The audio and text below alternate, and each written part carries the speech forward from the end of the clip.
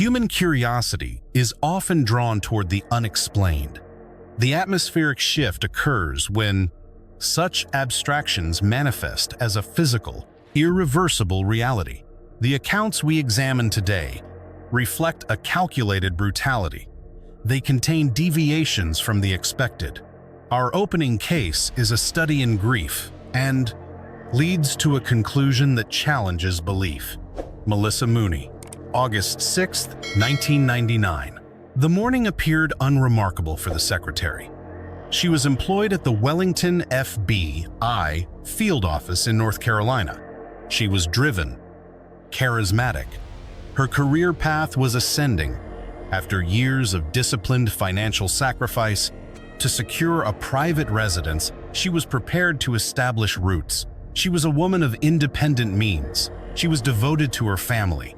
Her work was her pride. The purchase of her home marked a significant milestone. August 6th, morning. Melissa requested assistance from her colleagues for the move. Witnesses described her state of mind as overflowing with enthusiasm for this transition. She was eager to inhabit her new space. The trajectory changed when she failed to arrive at the office. This departure from routine alarmed her colleagues. They had specific plans to assist with her relocation. Melissa was missing. Repeated calls were met with silence. Alarm bells rang. She was notoriously disciplined. Absence without prior notification was entirely out of character for her. Her associates felt a growing dread. They departed for her residence to perform a welfare check. A group of 3 FBI agents reached the house. Her vehicle was still in the driveway. A heavy boot print scarred the front door. This was an anomaly. The agents acted without hesitation. They breached the entrance. The visual evidence was traumatizing. Her unclothed body lay lifeless on the bedroom floor. The staff was paralyzed by the loss. An immediate probe was launched into the circumstances of her death. The New Hanover County Sheriff's Office took point. It was an execution. There was no apparent motive. Her ties to the FBI created a conflict of interest. An external investigation was required. The authorities documented every known associate. Her position within the Bureau dictated a wider search. They compiled a list of local parolees. Every person of interest faced questioning. Suspicion first fell on her former husband. He was locked in a legal battle with Melissa. It was a fight for custody. She had once told her peers that if she met a violent end, the fault would lie with him. A thorough vetting eventually exonerated him. The investigation stalled. The killer remained in the shadows. 2 years passed. The file was dusted off. The neighborhood was subjected to renewed scrutiny. A neighbor emerged as a person of interest, Tyrone Delgado. His behavior had shifted toward the defensive. In 1999, he had claimed total ignorance. He saw nothing. He heard nothing. Now, he chose silence. This silence invited a deeper look into his history. They dug into his past. Tyrone had been a person of interest in a prior home invasion. The victim in that case bore injuries. They were identical to the trauma found on Melissa. A strand of hair provided the link. The DNA belonged to Tyrone. He was taken into custody immediately. The jury deliberated for less than 4 hours. Guilty. The precise motive remains a matter of debate. Was it premeditated, or was it a burglary that spiraled into a homicide? The answer died with the silence of the room. Marian Vaatstra. Symmetry exists in tragedy. Our next case follows a similarly dark path. 1999. A quiet village in the Netherlands. Marian Vaatstra was a teenager full of life. She was sociable, ambitious. Her goals were simple: finish school and find her place in the world. May 1st. Marian failed to return home. Her family's last memory of her was a bicycle ride to the village of Colum. The distance was negligible, 20 minutes. She never arrived. The community was gripped by a mixture of rage and paralysis. The peace of the village was broken. Safety was revealed as an illusion. The search began. They found her soon after. The state of the scene was a testament to human depravity. 16 years old, strangled. Her throat had been slit. Bloodstains surrounded the remains. The brutality of the scene was haunting, but the horror deepened once it was. Confirmed she had been violated before her life was taken. Forensic teams recovered biological matter, a lighter bearing a Playboy emblem. Detectives secured both items, unaware of how vital they would eventually prove in identifying a killer. Word of the atrocity spread rapidly, evolving into a national obsession. In Vlooster, crowds gathered outside the precinct, demanding that the state take immediate and decisive action. Intense media scrutiny only amplified the weight resting on the shoulders of the department. Investigators initially turned their focus toward a nearby psychiatric facility, adjacent to where Marian's body was located. The lead proved hollow. DNA from 2 primary suspects failed to match the evidence. The trail went cold. Desperate, authorities requested voluntary DNA samples from every male within a 650-kilometer radius. That lighter suggested the killer was someone from the community, yet the complexity of the hunt remained unforeseen. Each sample was compared against the genetic profile found on Marian's remains, yet results were consistently negative. Progress stalled, and the file was archived as a grim, unsolved enigma. In 2012, the case underwent a seismic shift when it was reopened as the most notorious mystery in the Netherlands. The investigation resumed with renewed vigor, fueled by a modern determination to find Marian's killer. They requested that every male resident of Colum provide a voluntary DNA sample. 14 years after the tragedy, fortune finally intervened. A single test returned a positive match. This breakthrough offered a sudden, sharp clarity. The man who provided the sample lived just 2.5 kilometers from the site of the recovery. Jasper S., a 45-year-old father of 2, had cooperated willingly, perhaps believing he was safe. 14 years after the fact. It was a fatal miscalculation. Authorities apprehended Jasper at his farmhouse in Udwouw. Though he lacked a criminal record, he eventually provided a full confession. He admitted to using a folding knife to coerce Marian, violating her before ending her life by slitting her throat. He claimed a lack of awareness during the act. At trial, Jasper was sentenced to 18 years for the murder of Marian. 14 years later, justice was secured. 3 boys. The following account defies logic, leaving one to question if the events were real or a feverish nightmare. In 1995, a year when parents still felt their children were safe without constant supervision, a tragedy unfolded on Chicago's northwest side. It was a cold, rainy night in October 1995 when 14-year-old Robert Peterson and his brothers, 13-year-old John and 11-year-old Anton, attempted to find a ride home. They had spent the day as boys do, movies, wandering the city, and visiting 2 different bowling alleys. A mundane Saturday quickly descended into the unthinkable. None of the 3 brothers returned home that night. Their family, consumed by dread, immediately alerted the authorities. By the following morning, the police launched a search for Robert and his younger siblings. Days later, a salesman working the northwest side of Chicago parked near a forest preserve for a quiet lunch. While walking the area, his gaze fell upon a ditch. 3 figures lay inside. His initial thought was that a shop had discarded old mannequins. Such was the strange, still appearance of the scene from the road. He descended the slope for a closer look and realized with horror that these were the missing children. He called emergency services immediately. Autopsies performed on the young boys revealed a grim cause of death: strangulation. The medical examiner also noted that the victims had fought for their lives. Their bodies bore bruises and head trauma consistent with implements found in horse stables. The discovery paralyzed Chicago, sparking public outrage and widespread protests. Facing immense public pressure, the police intensified their hunt for the killer. Hundreds of bod individuals were interrogated, yet physical evidence remained elusive. Months passed before a witness emerged, claiming she saw a Packard automobile picking up the three boys.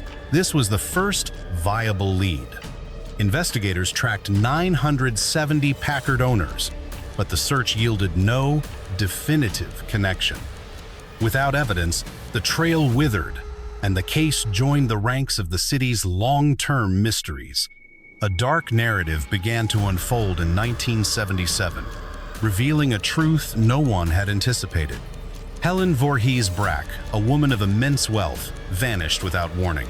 She was the daughter-in-law of the founder of the E.J. Braxton confectionery empire.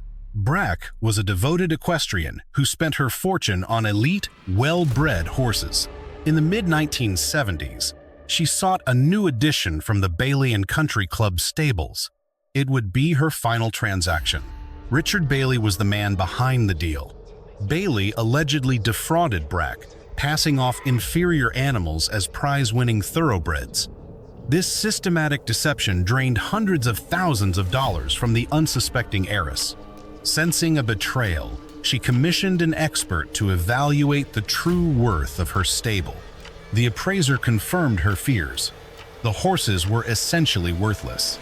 The realization of such a massive financial betrayal left the multimillionaire shaken.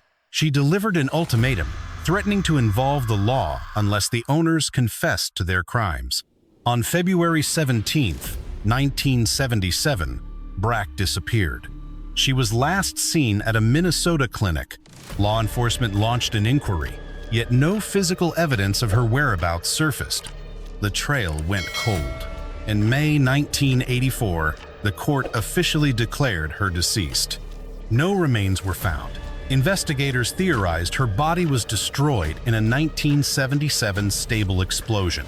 The silence lasted for years. In 1989, the file was finally reopened. Detectives suspected Brack's disappearance was linked to the 1995 murders of three young boys. This connection sparked a complex joint investigation into two seemingly unrelated tragedies. Detectives started over, eventually arresting Richard Bailey on multiple counts of fraud. 23 others were also implicated in a massive ring targeting wealthy women like Brack. Bailey received a 30-year sentence for the fraud and his alleged role in Brack's disappearance. He was released in 2019. At age 90, the silence finally broke. Bailey claimed several individuals conspired in the killing. The stable owners were officially blamed. It was believed Bailey orchestrated the hit, employing others to carry out the deed. Brack's case was closed, but the 1995 murder of three boys remained an open wound. During the Brack inquiry, a witness provided a chilling lead regarding a different crime. A suspect claimed a stable owner had once boasted about murdering three young boys. That man was Kenneth Hansen, who had operated a stable since the 1960s. He ran Camelot Stables until 1980, when the property was eventually sold. Authorities interviewed his inner circle. A former colleague recalled a dark night in 1964. Hansen, fueled by alcohol, had allegedly confessed to the triple homicide. He detailed taking the boys to his barn, where a horrific and calculated assault allegedly took place. After strangling Robert Peterson, Hansen claimed he felt forced to eliminate the other two brothers. In 1972, he was arrested for a devastating arson that killed 36 horses. Eventually, the confession led to formal murder charges for the deaths of the three boys. Records showed a suspicious fire at the Idle Hour stables shortly after the 1995 murders. It appeared the blaze was a calculated effort to incinerate any remaining forensic evidence. In a tragic oversight, Hansen was questioned in 1995, but was never treated as a suspect. He built a life, married, and had children, believing his secrets were buried forever. When justice finally arrived, Hansen maintained his innocence throughout the legal proceedings. The defense attempted to pin the murders on the notorious serial killer John Wayne Casey. However, in 1995, Casey was only 13 years old and incapable of such a crime. The jury returned a guilty verdict. Hansen was sentenced to 200 to 300 years. The dark chapter closed when Hansen died of natural causes behind bars. A life ended in a cell. Two of the most haunting investigations have finally reached their conclusion. If not for Helen Brack, the individual who took the lives of those three boys might still be unknown. Jacob Wetterling. Our following narrative is every bit as harrowing as those before it. Amidst a sea of cold-blooded enigmas, this particular tragedy remained almost impossible to comprehend. Jacob Irwin Wetterling entered the world on February 17, 1978. He was a typical youth, defined by a magnetic and friendly nature. Known for his outgoing spirit, he moved effortlessly among his peers. He lived for sports, bringing a tireless energy to every match. No one could have predicted that these vibrant chapters would be cut so violently short. On October 22, 1989, Jacob set out on his bicycle alongside his younger brother, Trevor, and their friend, Aaron. Cycling was his passion, a simple joy of childhood. They rode together, lost in the easy freedom of the afternoon. The day was winding down when they detoured to a local convenience store to rent a movie. This brief errand would mark the final moments of Jacob's freedom. As the boys emerged and mounted their bikes for the ride toward home, a nightmare materialized. A masked figure brandishing a firearm stepped into their path. He commanded the children to abandon their bicycles and lie prone on the cold earth, threatening their lives. Then he began an unsettling interrogation, asking each child for their age. Trevor was the youngest of the group at only 10 years old. The other two boys were 11. The gunman ordered Trevor to flee and warned him not to look back, or he would be shot. Instantly, Jacob and Aaron remained pinned to the ground in terror. When the man eventually told Aaron to run, as well, he released him, but kept his grip on Jacob. That was the last moment anyone saw the boy alive. Trevor and Aaron scrambled home to recount the horrific encounter to their parents. The details were as chilling as they were hard to process, prompting the family to alert the authorities immediately. An investigation was launched, and detectives began hunting for the suspect described by the survivors, yet the truth of Jacob's fate remained hidden for a devastating length of time. Though the search was relentless and focused on the leads provided by Trevor and Aaron, years passed without a trace of the boys' location. Finally, on December 16, 1989, a person of interest emerged. His name was Danny Heinrich, a resident of the area. He was questioned and provided DNA samples, but no physical evidence linked him to the crime at that time. He was set free, and Jacob's remains were not located. The trail went cold for the next 25 years. For over 2 decades, the Wetterling family existed in a void, never knowing if their son was dead or alive. They lived in a state of perpetual grief, denied any form of closure. In May 2014, the momentum shifted when the investigation into Jacob's disappearance was formally reopened. Danny Heinrich was returned to police custody following charges related to child pornography in October 2015.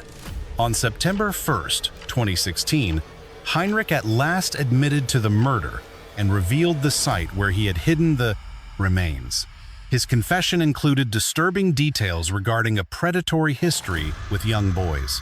He admitted to sexually assaulting the 11-year-old child before taking his life. He was subsequently convicted for the killing of Jacob Wetterling and received a 20-year prison sentence, ending a quarter-century of agonizing uncertainty. The family finally had their grim answer. Helen Pjinski. This final case is a descent into darkness, standing as one of the most disturbing accounts in criminal history. In 1980, a 21-year-old student named Helen Pjinski was finishing her senior year at Wheaton College in northern Massachusetts. She was recognized for her sharp intellect and was deeply committed to various academic pursuits across the university campus. She possessed a natural drive for investigative work and uncovering the truth. This passion made her a vital member of her college's resident hall council. Her ultimate ambition was to forge a career in journalism. It was a lifelong goal. Her path seemed promising when she secured an internship with a news station in Colorado. On New Year's Eve, she traveled to Englewood, Colorado, for her interview. During her stay, she resided with her aunt and uncle in their nearby home. She lived there. Throughout her internship period, Wednesday, January 16th, began like any other shift for Helen. After finishing her work, she started her usual trip back to her aunt's residence. Her routine involved taking a bus from Denver to Englewood, which typically ensured she arrived home early. She was known for her reliability and strict adherence to schedules. However, that night, the pattern broke. She failed to appear at the expected hour. By 10:30 in the evening, her aunt contacted the Englewood Police Department to report the young woman's unexplained disappearance. The search began immediately. Investigators soon began to fear that Helen's case was connected to a series of sexual assaults. The search for Helen Pjinski ground through the night. By morning, a local mother was driving her vehicle near the desolate Englewood Plains. Her children insisted they saw a figure in the weeds. After alerting a road worker, the two approached the location together to investigate. They discovered the nude, lifeless remains of Helen Pjinski. The post-mortem confirmed a sexual violation occurred before her death. This pattern suggested a link to other predatory crimes in the region. Detectives launched an exhaustive inquiry, scrutinizing every aspect of the victim's daily routine. A witness recalled seeing Helen exit her bus between 5 and 5:30 on the evening she vanished. Crucially, the witness claimed to see the abductor. Forensic hypnosis was employed to reconstruct the assailant's features. A composite sketch was generated and distributed throughout the city to identify the suspect. Every lead eventually withered. The investigation stalled. The case was officially closed without actionable proof. In 1980, the concept that an offender's biology could provide a definitive identity was still decades away. By 1998, forensic science had evolved. That year, Tony Spurlock, Holly Nicholson Cloth, and Captain Charge Walker reopened the file. A specialized task force was assembled, including local Englewood police and state investigators. They re-examined the evidence, noting that genetic analysis had never been performed. Testing successfully extracted the killer's DNA profile. However, the sample was uploaded to the national database without success. This repository of millions of known criminal records offered no matches. The effort ended in frustration. The trail was cold. Authorities reviewed the file in 2000, 2005, 2010, and 2013. Genetic data suggested 8 women might be related to the killer, yet the inquiry failed. In 2017, investigators took another look, desperate for a breakthrough. Since its mainstream adoption in the late 1980s, forensic DNA had become both a beacon and a hurdle. A direct hit in the federal system or a match against a specific suspect usually provided the final answer. It was the ultimate verification. Without that match, however, investigators remained stuck at the edge of the truth. The sample was merely an isolated piece of a fragmented puzzle. Even as technology progressed, allowing extraction from microscopic samples, like a single hair or skin cells, the silence remained. Innovation often stalled without a database hit. Then, a new frontier emerged: public genealogy. Millions were submitting their own data to uncover heritage or locate estranged relatives. Investigators realized these commercial databases held the key.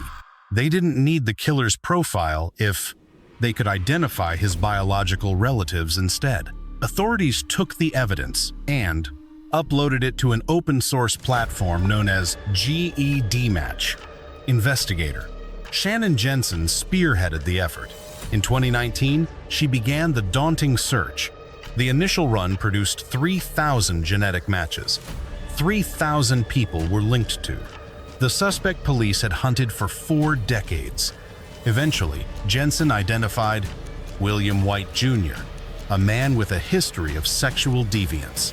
However, direct comparison against the evidence proved negative. Jensen then shifted her focus to his younger brother, Curtis Allen White. He was a convicted assailant from a 1975 Arkansas case. He moved to Colorado in 1979 and assumed the alias James Curtis Clanton. Jensen's research convinced her he was the killer. She contacted veteran cold case Lieutenant Tommy Bella. She only needed a physical sample. The DNA was an exact match. Clanton was apprehended and admitted to the murder. On July 1st, 40 years after Helen's death, he was sentenced. A family's wait for justice finally ended. These events seem impossible, fabricated, but these are the grim truths of our world. The evidence is real. To follow the progression of these cold files, stay observant. Watch the shadows where the truth remains hidden. Keep your eyes on the evidence. We return to the search for answers every day. The answer was already there. In 1999, a 16-year-old girl named Marian Vaatstra rode her bicycle toward a village 20 minutes from home. She never arrived. What followed was one of the most haunting cold cases in the Netherlands, a nation gripped by grief, a community desperate for answers, and a killer who lived just 2.5 kilometers from where her body was found. For 14 years, investigators tested DNA from hundreds of men. They canvassed entire towns. They reopened the file. They tried everything. And still nothing. Then, in 2012, they made one final request. Every male resident of the village, please submit a voluntary DNA sample. One man cooperated. He submitted his sample willingly, perhaps believing that 14 years was long enough to be safe. It wasn't. Jasper S. was a father of 2, a farmer, a neighbor. He had been hiding in the most ordinary life imaginable. And here is what these 5 extraordinary cold cases teach us, collectively and powerfully. The unexpected always wins. A fraudulent horse deal led investigators to a triple child murder. A child pornography charge cracked open a 5-year disappearance. An ancestry testing database built by millions of curious families became the most powerful forensic weapon in history. And a man who thought time was his greatest ally walked willingly into a DNA test and handed investigators exactly what they needed. Jacob Wetterling's family spent 27 years not knowing if their son was alive. Helen Pjinski's case was reviewed in 2000, 2005, 2010, 2013, and 2017 before a single breakthrough on an open-source genealogy platform finally named her killer 40 years later. These stories are not just about justice. They are about the relentless refusal to accept silence as a final answer. Every dead end was just a door waiting for the right key. Every unsolved file was just evidence waiting for the right technology. Every killer who believed they had escaped was simply waiting without knowing it for the moment science caught up with them. Truth is the most patient force in the universe. It does not retire, it does not forget, and it never ever stops looking.